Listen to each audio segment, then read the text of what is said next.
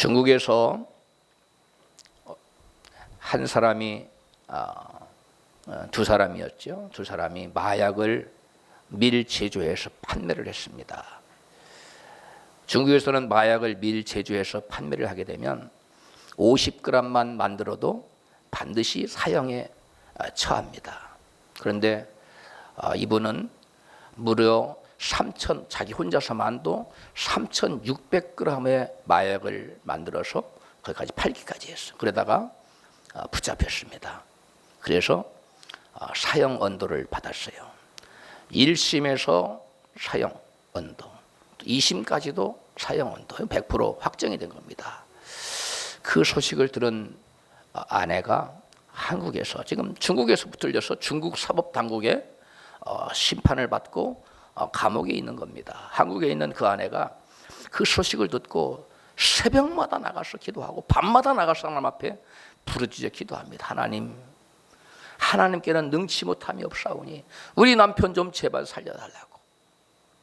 기도하는 가운데 감동을 받았는지 그분이 사는 지역구의 국회의원 사무실에 찾아가서 의원님, 우리 남편이 마약을 만들어 팔다가 붙잡혀서 지금 사형 언도를 받아서 중국 감옥에서 죽게 됐는데 좀 의원님 우리 남편 좀 살려달라고. 의원이 무슨 힘이 있어요? 내가 어떻게 살려주냐고. 그래도 뭐 복구를 하면서 의원님 제발 좀 우리 남편 좀 살려달라고. 의원님이 하도 이 애원을 하니까 불쌍하고 철량했던지 중국까지 갔어요. 중국 대사, 그 당시 대사 2001년도 사건입니다. 그 당시의 대사인 김하중 대사님을 찾아가서 대사님, 우리 지역구에 이런 분이 있는데 좀 어떻게 좀 힘 좀 써달라고. 그래서 김하중 대사가 그걸 알아봤어요. 사건을 알아봤더니 두 명이서 엄청난 죄를 지은 거예요.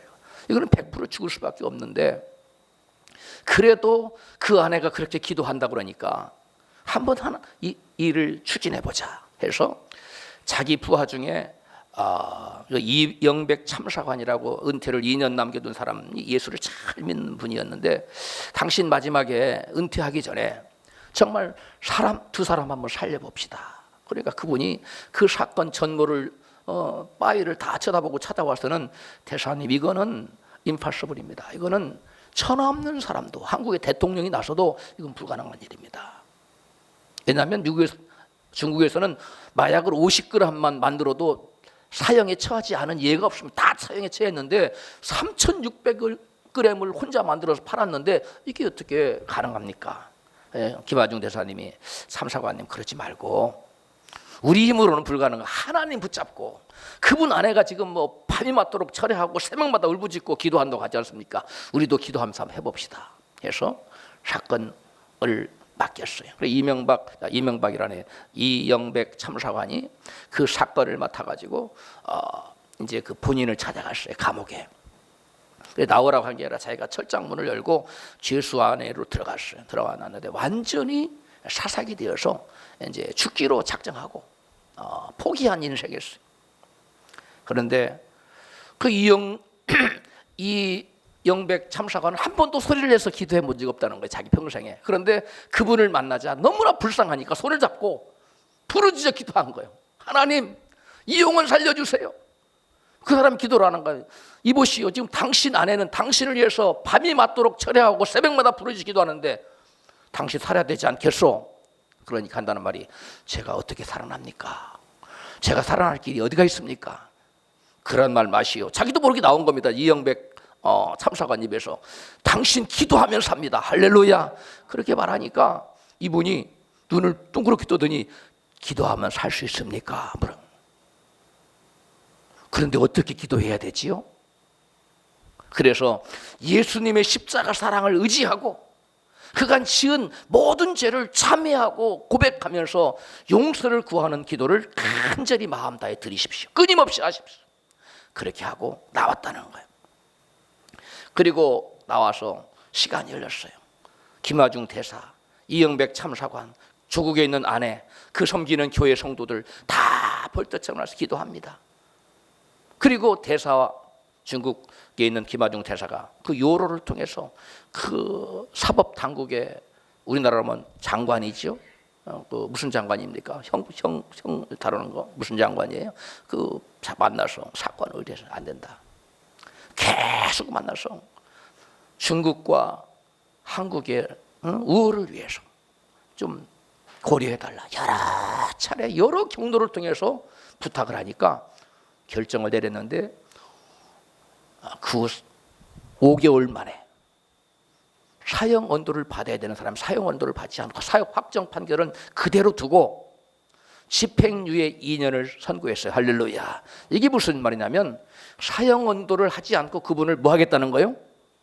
무기징역으로 낮춰준다는 거예요. 이게 중국이 생긴 이래로 중국은 옛날에 이 마약 전쟁 때문에 영국과의 마약 전쟁 때문에 이 마약에 대한 굉장한 콤플렉스가 있어요. 그래서 마약 자법을 가장 세계에서 강력한 다루는 나라가 중국이에요. 그래서 마약을 50g만 다뤄도 반드시 사형 선고를 하는데 이 사람에게 관해서는 특별한 케이스로 한국과 중국의 우호 관계를 명분으로 내세워서 이 사람에게 형 집행을 정지시켰어요.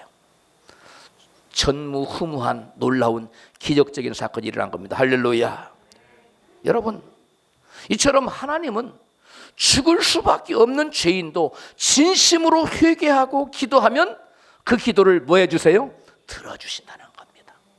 저는 이 간증을 하나님의 대사라는 김아중 그 대사가 전 대사가 중국 대사가 쓴 그 책을 읽으면서 누가 떠올랐냐면 오늘 본문의 주인공 누구요? 므낫세가 생각이 났어요. 이 므낫세라는 사람은 이스라엘 남유다 왕 중에 가장 악하기로 소문난 왕입니다. 가장 악명을 떨친, 가장 하나님의 마음을 아프게 한 참으로 악한 왕이 바로 이 므낫세 왕이었습니다. 이 므낫세 왕이 과연 얼마만큼 악했고 얼마만큼 하나님의 마음을 아프게 했는지 우리가 본문 역대하 33장 3절 이하를 같이 읽도록 하겠습니다. 므낫세가 그 붙인 히스기야의 헐어버린 산당을 다시 세우며 바알들을 위하여 단을 쌓으며 아세라 목상을 만들며 하늘의 일월 성신을 숭배하여 섬기며 또 여호와의 전 두마당에 하늘의 일월 성신을 위하여 단들을 쌓고 또 흰놈의 아들 골짜기에서 그 아들들을 불 가운데로 지나게 하며 또 점치며 사슬과 요술을 행하며 유다와 예루살렘 거민이 므낫세의 끼움을 받고 악을 행한 것이 여호와께서 멸하신 열방보다 더욱 심하였더라. 아멘. 여기 보면 하나님이 금하신 죄란 죄는 다 지었어요. 구체적으로 보면 이 악하기로 유명한 이 므낫세의 지은 죄악성이 어떤 것들입니까? 각종 여러 가지의 우상들의 단들을 다 쌓았는데 그 단들을 심지어 어디까지 쌓았다고요? 제단 안에, 성전 안에다가도 이방 우상 신단을 쌓고 또 흰놈의 골짜기에서 자기 아들들을 불태워서 인신제사를 드리고 또 하나님께서 미워하시는 또 신접한 자들과 박수들에 가서 점치고 사술과 요술을 행하기까지 했습니다. 이것뿐만이 아닙니다. 역대기서는 열왕들을 가장 좋게 묘사해서 이스라엘 민족의 자긍심을 심어주고자 하는 의도로 쓰여진 것이 역대기입니다. 그런데 또 다른 본문 우리가 아까 읽었던 열왕기서는 그들의 죄를 숨김없이 있는 그대로 낱낱이 고발한 성경이 열왕기서예요. 열왕기서는 우리에게 이렇게 므낫세의 죄를 또 고발합니다. 열왕기 본문 21장 11절입니다. 같이 읽어요. 시작. 유다 왕 므낫세가 이 가증한 일과 악을 행함이 이전에 있던 아모리 사람의 행위보다 더욱 심하였고 또 그 우상으로 유다를 범죄케 하였도다. 16절. 또 무죄한 자의 피를 심히 많이 흘려 예루살렘 이 가에서 저 가까지 가득하게 하였더라. 므낫세가 지은 죄가 얼마나 심했으면, 많았으면, 악독했으면 그 하나님께서 그 땅에 내쫓았던 가나안족의 아모리 족속보다도 뭐였다고요? 행위가 더 심했더라. 이렇게 성경 기자는 고발하고 있습니다. 게다가 므낫세가 지은 죄가 얼마나 악독하고 무지막지한 거냐면 예루살렘 이 끝에서 저 끝에까지 피가 가득하였더라. 어떤 피? 무죄한 자의 흘린 피가 가득했다는 거예요. 이거 얼마나 악한 사람이에요. 여러분, 이 므낫세라는 사람은 특히 선지자들의 피를 많이 흘렸는데 특별히 우리가 성경에서 굉장히 은혜 받는 구약의 복음서라고 하는 이사야 서의 저자 이사야 선지자를 죽였는데 어떻게 죽였느냐? 잡아다가 톱으로 목을 잘라서 죽였어요. 정확해요, 안 정확해요? 톱으로 목을 켜서 칼로 죽인 게 아니라 톱으로 목을 켜서 죽인 사람이 므낫세입니다. 그 정도로 므낫세는 악독한 사람이에요. 그래서 남유다 왕들 중에는 그래도 선한 왕이 많았고 또 악을 행하더라도 북이스라엘처럼 악하지 않았는데 이 므낫세는 남북을 통틀어 가장 악한 왕으로 정평이 난 사람이에요. 이처럼 악을 행하자 하나님께서는 그를 돌이키시려고 선지자들을 끊임없이 보내셔서 말씀했는데 듣지 않았습니다. 역대하 33장 10절 시작. 여호와께서 므낫세와 그 백성에게 선지자들을 보내어 이르셨으나 저희가 듣지 아니한고로. 아무리 가도 말하면 듣는 것이 아니라 그들을 죽여버렸어요. 하나님께서 그들을 돌이키려 하셨으나 므낫세와 그 므낫세의 꼬임을 받은 백성들은 귀를 막고 하나님의 말씀을 듣지 않았습니다. 성경은 말씀하고 있지요. 말씀을 거역하는 것은 사슬의 죄와 같고 완고한 것은 사신 우상에게 절하는 죄와 같다. 사무엘 선지자가 사울에게 들려준 말인데요. 하도 권면하고 돌이키라고 해도 듣지를 않으니까 하나님께서 므낫세를 그 당시에 누구의 손에 붙여버렸냐면 그 당시에 세계에서 가장 악독한 나라, 가장 무서운 군대를 가지고 잔인한 나라였던 아수르 군대에다가 손에 붙여버립니다. 역대하 33장 11절 부문이죠. 시작. 여호와께서 아수르 왕의 군대 장관들로 와서 치게 하심에 저희가 므낫세를 사로잡고 쇠사슬로 결박하여 바벨론으로 끌어간지라. 아멘. 아수르 군대가 와서 므낫세를 끌어갔는데 아수르로 데려간 것이 어디로 갔어요? 바벨론으로 갔다 그랬어요. 그 당시에 아수르가 바벨론이 아수르 수하에 있었어요. 네. 그 정도로 아수르가 강력했어요. 그런데 아수르 군대가 이 므낫세를 끌고 갔는데 어떻게 끌고 갔다고요? 쇠사슬에 묶어서 끌고 갔어요. 쇠사슬에 묶는 건 뭐 우리가 그럴 수 있겠다 생각했는데 이 므낫세는 코를 이렇게 꼬챙이로 껴가지고 끌고 갔어요. 잔인해요, 안 잔인해요? 하나님께서 이 므낫세의 버릇을 고치느라고 쇠사슬로 결박했을 뿐만 아니라 여기다가 코를 껴가지고 데려갔다는 거예요. 그래서 데려가다가 어디다 쳐넣었어요? 깜깜한 감옥에다 집어넣습니다. 이 므낫세가 아수르 군대를 통해서 무서운 징벌을 받고 극심한 환난을 받게 된 겁니다. 성경은 사람이 쇠사슬로 결박을 받고 곤고한 지경에 이르게 된 연유를 이같이 말씀합니다. 시편 107편 11절로 13절 같이 읽습니다. 사람이 흑암과 사망의 그늘에 앉으며 곤고한 쇠사슬에 매임은 하나님의 말씀을 거역하며 지존자의 뜻을 멸시함이라. 그러므로 수고로 저희 마음을 낮추셨으니 저희가 엎드려져도 돕는 자가 없었도다. 아멘. 사람이 흑암에 처하고 사망의 그늘에 앉게 되고 곤고와 쇠사슬에게 매이게 연유를 성경은 뭐라고 말씀하고 있어요? 두 가지를 하나님의 말씀을 거역하고 지존자의 뜻을 멸시하는 그런 결과를 가져온다는 거예요. 하나님의 말씀을 거역하고 지존자의 뜻을 멸시하며 사는 자에게는 여러분 어떤 결과가 나오느냐?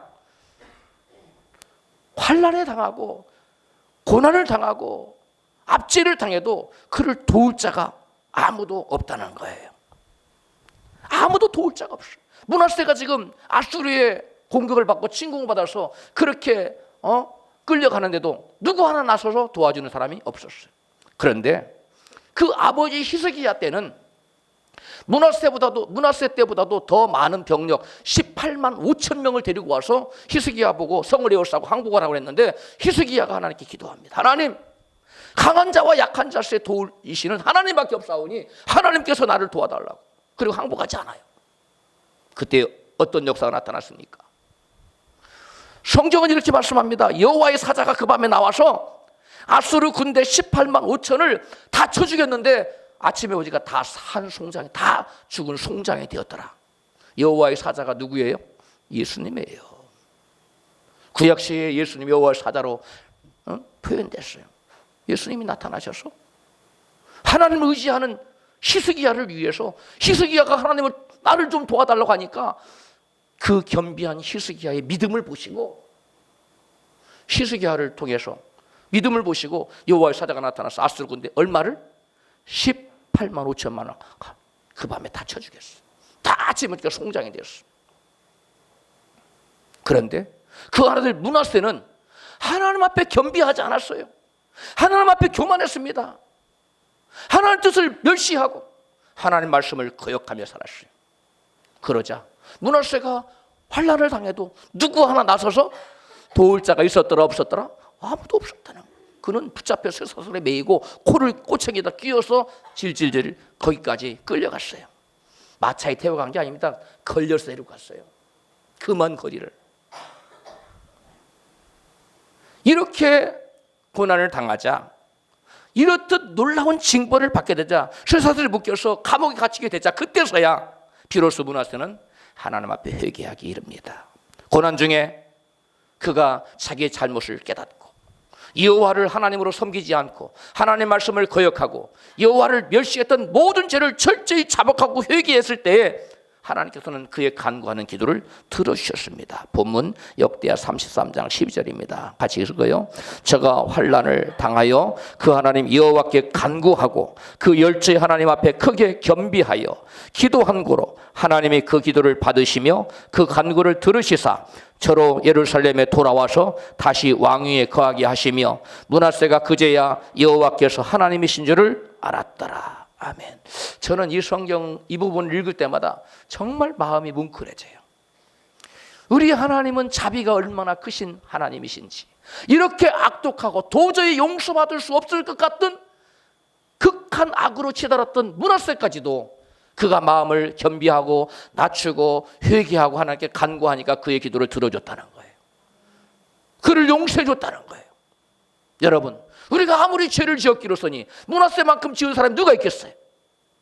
그럼 우리가 아무리 우리의 지은 죄가 중하다 할지라도 주님 앞에 나와서 므낫세처럼 마음을 비우고 마음을 가난하게 하고 주님 앞에 기도하는 저와 여러분 되십시다. 할렐루야. 므낫세는 이전에 환난을 당하기 전에는 여호와를 찾지 않은 사람이었어요.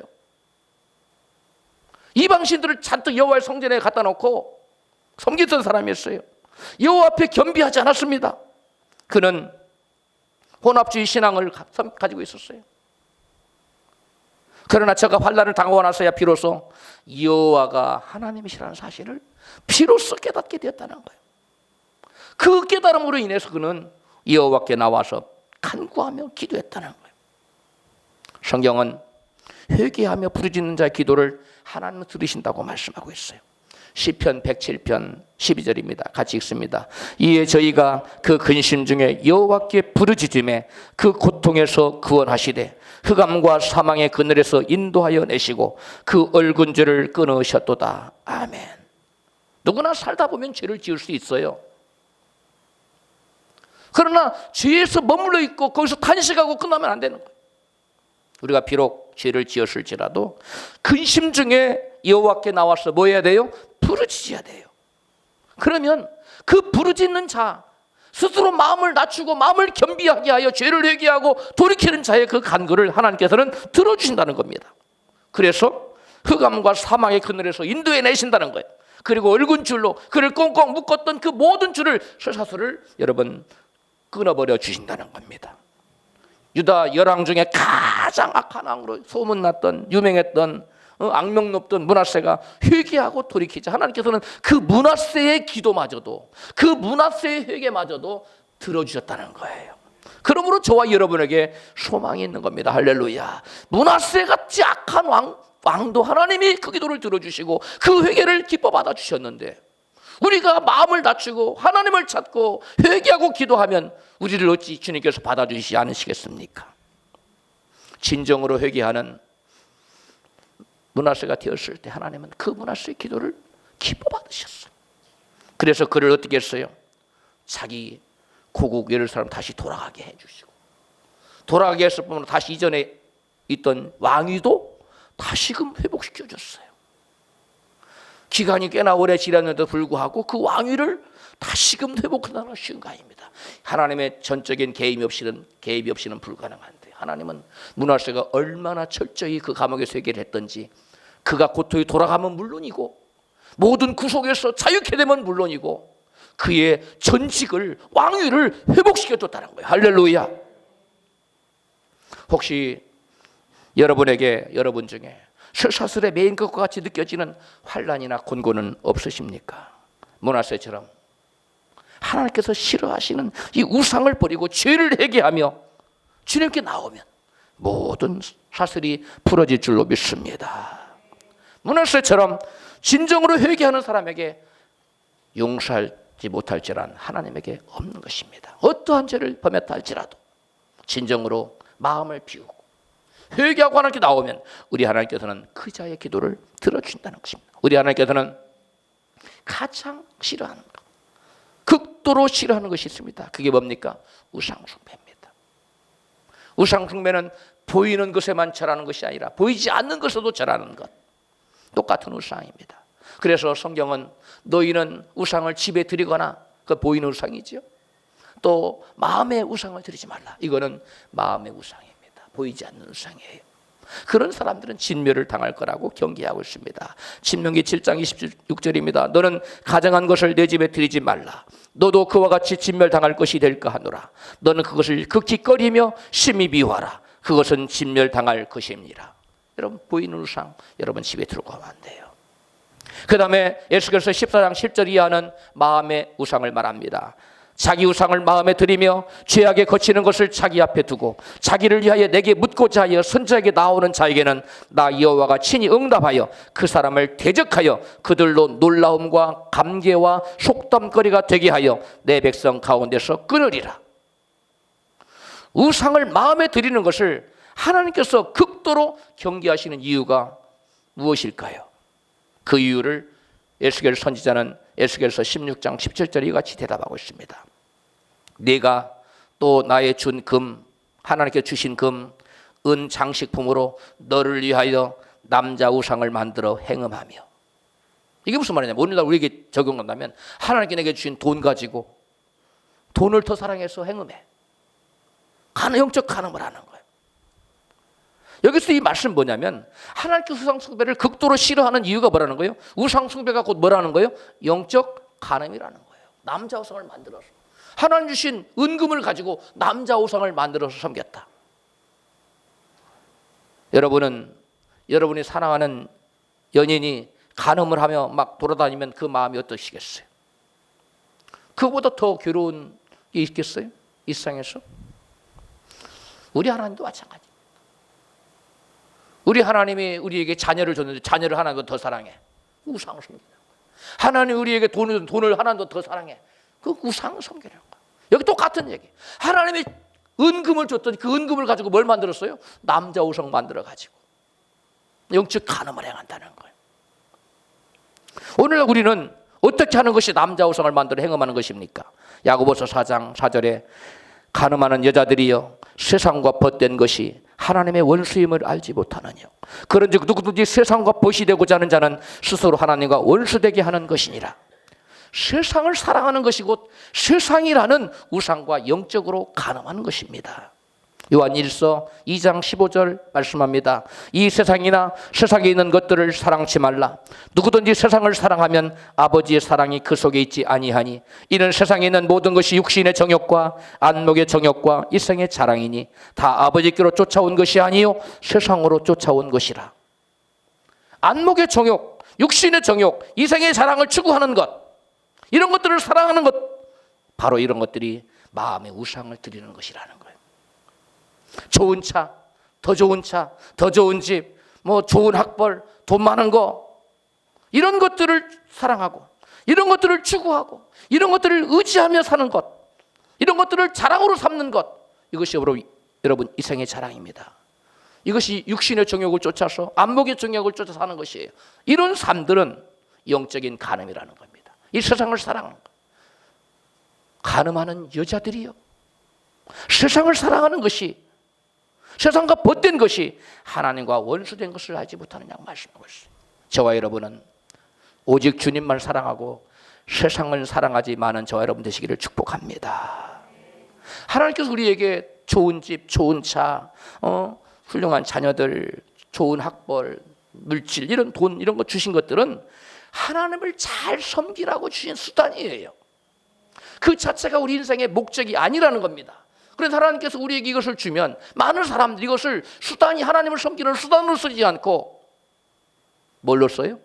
자기 인생의 목적, 그것으로 즐기는 목적으로 쓴다는 거예요. 그것은 우상이 되고 만다는 거예요. 그것이 바로 예수께서 예수 믿는다면서 그런 삶을 사는 것을 성경은 우상을 마음에 들인 것이라고 말씀하고 있습니다. 어떤 사람이 부모나 자식 때문에 하나님의 계명을 어기게 된다면 그 가족이 그 사람에게 우상입니다. 어떤 사람이 직장이나 높은 지위나 성공을 위해서 계명을 어긴다면, 하나님의 말씀을 어기게 된다면 그것이 그 사람에게는 우상이 되는 것입니다. 또 어떤 사람이 돈 때문에, 돈을 많이 벌기 위해서 돈 때문에 하나님의 계명을 어긴다면 그것이, 그 돈이 그 사람에게 우상이 되는 것입니다.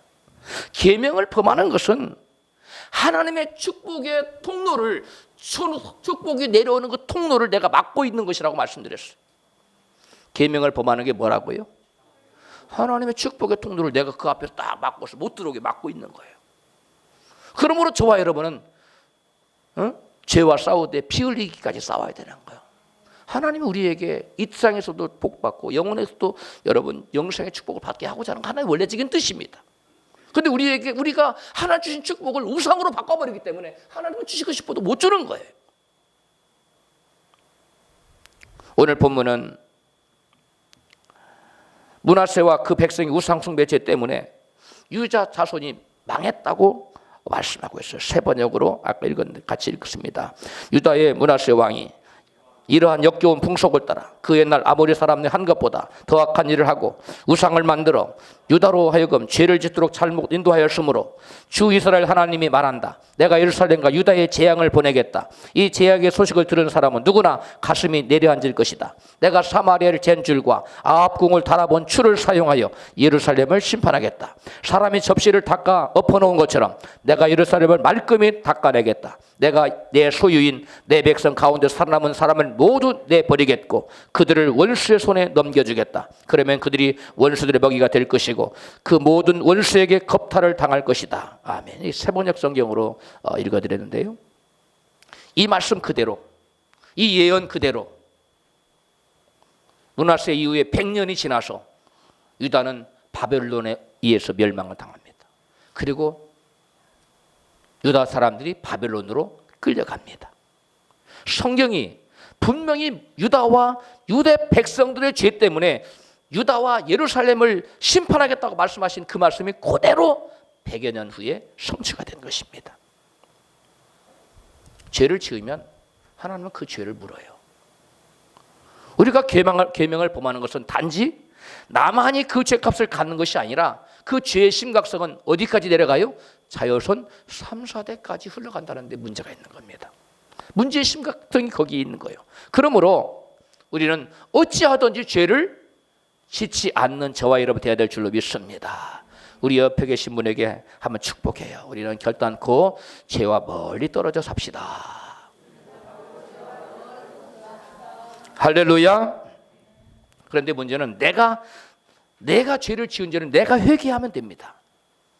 그렇다 하지만은 우리 조상이 나도 모르게 지은 죄, 무슨 죄를 지었는지도 모르는 죄를 지었을 때 우리가 어떻게 할 수 있냐는 것입니다. 우리는 이런 경우에는 성경에서 다니엘의 그 조상들의 죄를 자복하는 모범을 따르면 됩니다. 다니엘은 자기 백성들이 포로로 잡혀와서, 지금 바벨론에 잡혀와서 고초를 겪는 그 순간에 하나님께 기도합니다. 우리가 이렇게 고초를 당는 것은 저희들의 죄와 우리 조상들이 지은 죄 때문에 우리가 이렇게 수욕을 당하고 고통을 받고 있는 건 너무나 마땅한 것입니다. 공의 하나님은 그렇게 하실 수밖에 없고 우리는 심판을 받는 것이 마땅합니다 하면서 자기들의 죄를 고백하고 자복하고 있어요.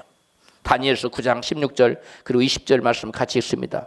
시작. 주여 내가 구하옵나니 주는 주의 공의를 쫓으사 주의 분노를 주의 성 예루살렘 주의 거룩한 산에서 떠나게 하옵소서. 이는 우리의 죄와 우리의 열조의 죄악을 인하여 예루살렘과 주의 백성이 사면에 있는 자에게 수욕을 받음이니이다. 내가 이같이 말하여 기도하며 내 죄와 및 내 백성 이스라엘 죄를 자복하고 내 하나님 여호와 앞에 간구할 때. 이렇게 다니엘은 지금 자기의 죄뿐만 아니라 누구의 죄를 자복하고 있어요? 열조의 죄악을 자복하고 있어요. 열조들이 지은 죄악을 자복하고 있습니다. 다니엘은 자기의 죄와 자기들의 열조의 죄를 자복하고 기도했을 때 우리 하나님께서는 다니엘의 기도를 들으시고 응답의 천사를 보내주셨습니다. 그래서 응답의 천사가 내려와서 70년 만에 이스라엘이 바벨론에서 풀려날 것이다 하고 장차 있을 일곱 일에 대한 그 계시를 들려주지요. 기도하는 사람, 이 사람은 하나님께서 어떠한 죄를 지었을지라도 자기가 자기 죄를 자복하고 자기의 조상들의 죄를 자복하면 하나님 그 죄를 다 사해 주신다는 거예요. 그러므로 우리 이번 주말에 있게 될 집회를 준비하면서 나 자신의 죄는 물론 누구의 죄까지도 우리 조상의 죄까지도 철저히 자복하고 하나님 앞에 나아가는 저와 여러분이 되어야 될 줄로 믿습니다. 기도하는 사람 앞에 하나님께 해결하지 못할 그 어떠한 불가능한 일도 없다는 사실을 여러분이 기억하시기 바랍니다. 므낫세 같은 악한 사람에게도 하나님은 그의 회개하는 기도를 들으시고 그를 회복시켜 주셨다는 것을 여러분 꼭 잊지 마십시오. 지금 광주에서 목회하고 있는 배영래 목사님이라고 하는 제 제자입니다. 그 제자 목사님이 그 동기들 중에 목회를 가장 잘해요.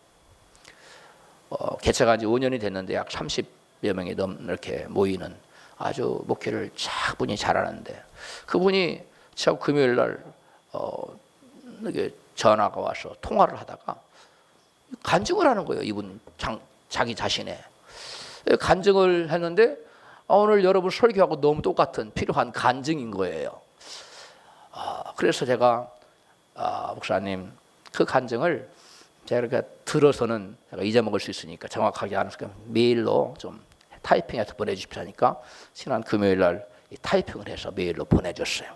제가 여러분한테 이 간증, 그분 간증을 읽어드리도록 하겠습니다. 그분 집사님 시절이었어요.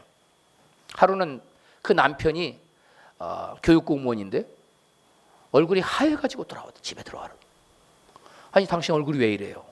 여보 TV 못 봤어요? 아니 TV는 왜요? 조립식 운전학원이 무너져버린 거예요. 조립식 운전학원 건물이 무너져 내려가지고 강의를 받던 사람 100여 명이 크게 다친 겁니다. 근데 그 사건의 책임자로 누가 지목이 된 거예요? 이 집사님 남편이 책임자라는 거예요. 그래서 그 당시에 이제 교육구청에서는 학원 인가를 내줬고, 근데 그 학원 인가를 내준 담당자가 누구냐면 그 당시 목사님 집사님이시잖아요. 집사님 남편이었어요. 근데 그다음에 건축 부서에서는 뭘 내줬겠을까요? 건축허가를 내준 거예요. 그래서 사건이 났는데 이 사건의 책임 소재가 어디에 있냐는 거예요. 결국은 싸움이 붙었어요. 구청의 건물 인허가 책임자와 교육청의 학원 인허가 담당자 책임자가 소송이 붙었는데 결국 1심과 2심에서 집사님 남편이 패소를 당한 겁니다. 패소를 당해서 꼼짝없이 모든 책임을 뒤집어 쓰고 또 교육구청 직원의 그 직위 해제를 당해버린 거예요. 억울해요, 안 억울해요? 너무나 억울한 거예요. 그래서 집사님이 그때부터 밤이면 밤마다 새벽마다 아침저로 나가서 부르짖어 기도하기 시작해요. 하나님, 살아계신 하나님, 공의의 하나님, 능치 못하심이 없는 하나님, 이 사건을 책임져 주세요. 이 문제를 풀어주실 분은 하나님밖에 없습니다. 여러분 생각할 때 건물 인가를 내준 사람이 책임이 더 무거울 것 같아요? 학원 인가 내준 사람이 책임이 무거울 것 같아요? 에? 건물이죠. 근데 이 항하기도 1심, 2심에 져버린 거예요. 그래서 하나님께 기도하는데 3심은 서류재판이랍니다. 그래서 3심은 서류재판이기 사람 부르지도 않고 그래서 진다는 거예요. 1심, 2심에서 이런 재판은 진 사건은 3심 대법원에서 무조건 서류재판이기 때문에 사람들 주변에 모든 사람들이 3심을 하지 말아라. 항소하지 말아라. 돈만 들어간다. 변호사비. 그런데 이 집사님은 포기할 수가 없었던 거예요. 하나님 앞에 나가서 끊임없이 기도하는 거예요. 여기서부터 여러분한테 그분이 써온 글 그대로 읽어드리겠습니다. 만사를 주관하시는 공의 하나님, 불가능이 없으신 하나님, 저의 기도를 들어달라고 낮이면 낮이고 밤이고 부르짖었습니다. 재판은 하나님의 소관인데 이 재판을 이기게 하실 수 있는 분은 오직 하나님뿐이라며 눈물로 기도를 드렸습니다. 그렇게 밤낮으로 날이면 날마다 목이 쉬도록 부르짖고 회개하며 기도하던 어느 날 주님의 음성이 들렸습니다. 그래, 내가 너를 위하여 재판을 이기게 해주면 그럼 너는 나를 위하여 무엇을 할래? 그런 음성이 들려왔습니다. 그러한 주님의 음성이 들리면서 옛날 하나님을 만나고 복음의 열정이 뜨거워져서 신학을 해서 하나님께 영광을 돌려야 되겠다는 감동이 왔던 그 생각, 그 시절이 떠올랐습니다. 가족들이 하도 미친 사람을 취급해서 신학에 대한 미련을 접어두고 잊은 지가 이미 오래되었습니다. 하염없이 눈물을 쏟으면서 하나님께 이렇게 기도하였습니다. 재판을 이기게 해주시고 남편 직장을 회복시켜 주신다면 신학을 해서 주님을 자랑하며 복음을 전하고 싶습니다. 그런데 두 아이들은 어떻게 할까요? 아이들이 어린 초등학생이었어요. 그러다 주님께서 누가복음 12장 25절로 31절 말씀을 주셨습니다. 백합화를 생각하여 보아라. 실도 만들지 않고 짜지도 아니하느니라. 그러나 내가 너에게 말하노니 솔로몬의 모든 영광으로 입은 것이 이 꽃 하나만 갖지 못하였느니라. 오늘 있다가 내일 아궁에 던지우는 들풀도 하나님이 이렇게 입히시거든 하물며 너희일까 보냐. 믿음이 적은 자들아, 너희는 무엇을 먹을까 무엇을 마실까 하여 구하지 말며 근심하지도 말라. 그 음성을 들으며 저는 한없이 울었습니다. 내 앞에 주님이 서 계시는 것 같았습니다. 주님께서는 불가능을 가능케 하실 수 있다. 그러한 믿음이 용솟음쳤습니다. 심오하신 하나님은 재판이라는 큰 산 앞에 간절히 하나님을 찾게 하시더니 소명에 순종하는 고백을 하게 하셨습니다. 어떤 소명이요? 주의 종으로 복음을 전하는 그 불같은 것이 일어나는 가족들의 핍박 때문에 미친 소리 하지 말아라 그런 핍박 때문에 접어두었었는데 그 생각이 다시 떠올랐다. 그 소명을 입술로 고백하게 하셨다는 거예요. 그리고 응답의 키를 갖고 계시는 주님 마음을 감동케 하고 싶은 마음이 간절하게 솟아났습니다. 먼저 말씀대로 살지 못한 죄를 입술로 자백하고 회개하며 앞으로는 순종하며 살겠노라고 고백했습니다. 그리고 주님의 베풀어 주신 크신 은혜를 조금이나마 보답해드리고 싶은 마음을 담아서 동생에게 돈을 빌려서 물질로 하나님께 헌금을 드렸습니다. 그리고 나서 4년 6개월 만에 제3심에서 기적적으로 대법원에서 승소를 했고 남편은 복직을 하게 됐고 지금까지 근무하고 있습니다. 할렐루야. 이후에도 하나님의 은혜에 감사하는 마음을 물질로 몇 번 드리게 하실 때는 놀랍도록 기쁨을 주셨습니다. 수차례 순종과 기쁨을 주시더니 지금까지 부족함 없는 영육의 풍요 속에 살게 하신 주님께 한없는 감사를 드립니다. 이 간증에는 안 나와 있는데 전번에 저와 통화 중에 그런 얘기를 해요. 목사님, 제가 4천만 원에 땅을 사놓은 것이 있는데 그것이 거의 뭐 20배인가 얼마 뛰었다는 거예요. 여러 차례 주변 사람들은 다 싼 값에 팔았는데 그때마다 기도할 때마다 팔지 말아라 했는데 그것이 이렇게 큰 돈이 될 줄 몰랐습니다. 그렇게 간증을 한 것이 있습니다. 여러분, 이 목사님의 간증 속에 모든 사람은 안 된다고 하는데 이 집사님 마음에는 누가 하면 될 수 있다고요? 우리 하나님이 개입하시면 될 수 있다는 믿음을 가지고 간절히 조석으로 부르짖어 기도했을 때 우리 하나님 나타나신 겁니다. 할렐루야. 그런데 그냥 단지 그냥 부르짖어 기도만 했습니까? 아니죠. 뭐 했어요? 두 가지를 회개했지요. 하나는 뭐였어요? 첫 번째가 내가 하나님 말씀대로 살지 못한 거. 하나님 회개합니다. 이제는 철저히 하나님 말씀대로 살겠습니다. 두 번째 얘기한 게 뭐예요?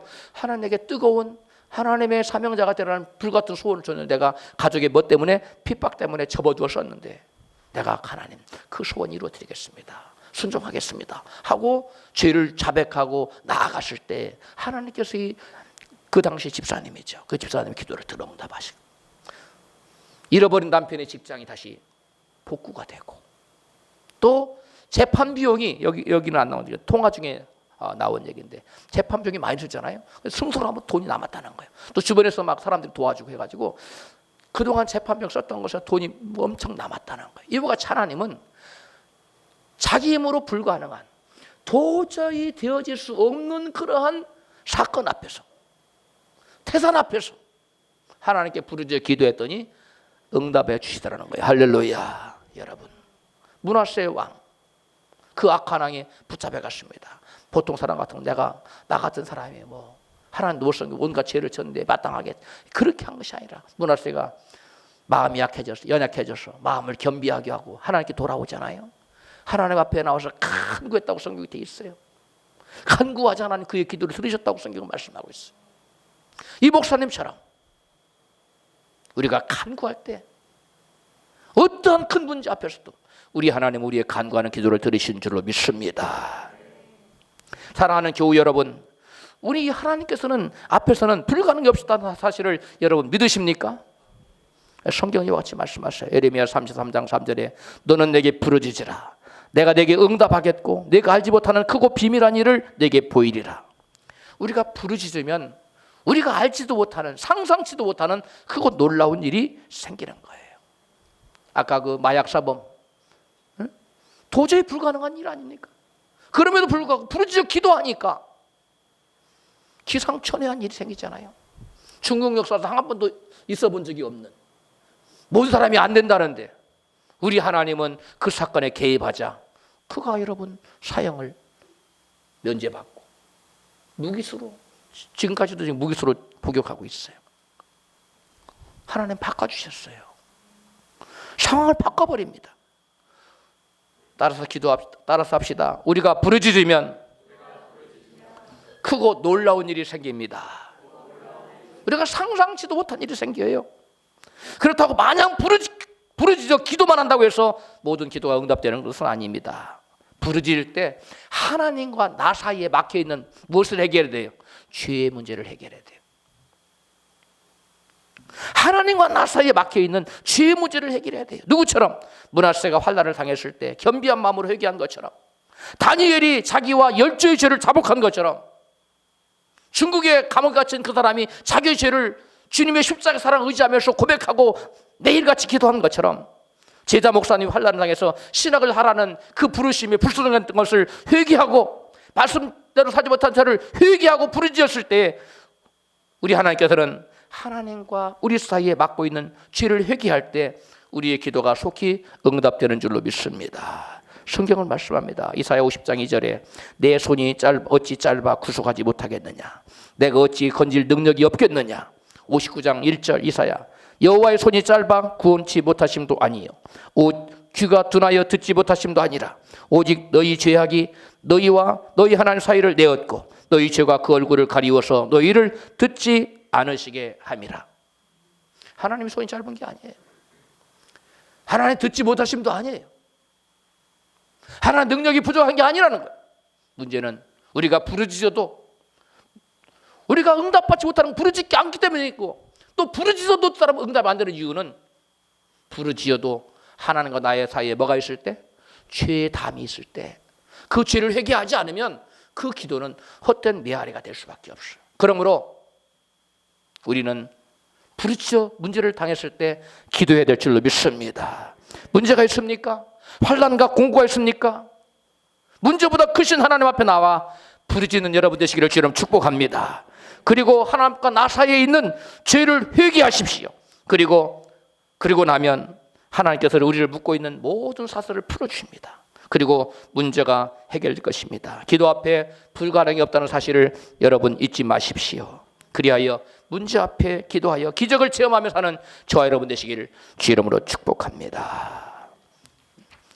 눈을 감으시고요. 오늘 말씀을 들을 때 여러분 마음속에 혹시 너는 이런 죄를 회개하면 내가 너의 문제를 해결해 줄 텐데 너는 내게 나와서